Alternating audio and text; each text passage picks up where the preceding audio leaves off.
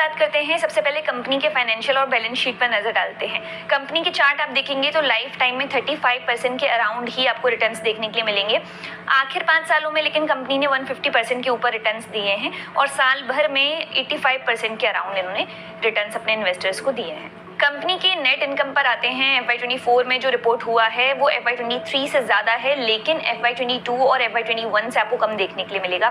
Total revenue में भी growth है, 22,600 करोड़ रुपए के ऊपर है और पिछले फाइनेंशियल से बेहतर भी है। अब कंपनी के इनसाइट्स पर एक नज़र डालते हैं।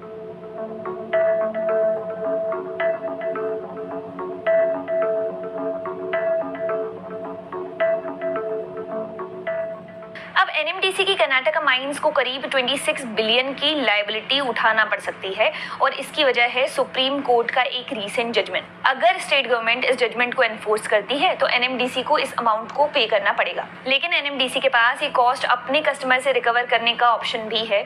ऐसे कस्टमर्स जो कि कंपनी से आयरन ओर खरीदते हैं, यानी कंप्लीट कॉस्ट खुद उठाने की जगह ये रास्ता भी कंपनी अपना सकती है। कंपनी के एबिटा एस्टिमेट पर आते हैं, जो कि FY25 और FY26 के लिए 2% और 9% कम हुए हैं, क्योंकि आयरन ओर प्राइसेस जो हैं वो कम होने की उम्मीदें की जा रही हैं। इनकी Q1 FY25 के परफॉर्मेंस की बात करें तो NMDC के एबिटा में 17% ईयर ऑन ईयर ग्रोथ के साथ 23 बिलियन INR की बढ़त हुई है, showing an 11% quarter increase. Company के वॉल्यूम में 8% डिक्लाइन दिखा गया, जिसका कारण बना मई 2024 में वेज रिवीजन के चलते हुई एम्प्लॉय स्ट्राइक। प्राइस रियलाइजेशन की बात करें तो average realisation per ton improved हुआ है by 3% quarter to ₹5,300, supported by 2 price hikes during the quarter. Expansion की बात करें तो NMDC 500 billion rupees mining capacity expand करने के लिए इन्वेस्ट कर रहा है। FY31 तक अप्रॉक्स 100 MTPA तक इसे पहुंचाने की उम्मीदें हैं।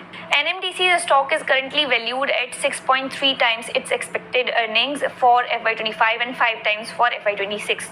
तो यहाँ जो ब्रोकरेज हैं उन्होंने एक्यूमुलेट की रेटिंग दी है, यानी कि ग्रेजुअली स्टॉक बाय करने की रेटिंग देते हुए यहाँ जो टारगेट प्राइस दिया है वो है 253 रुपीज़ का और शेयर का करंट प्राइस 22 अगस्त 2024 तक है 225 यानी 225 रुपीज़ के करीब।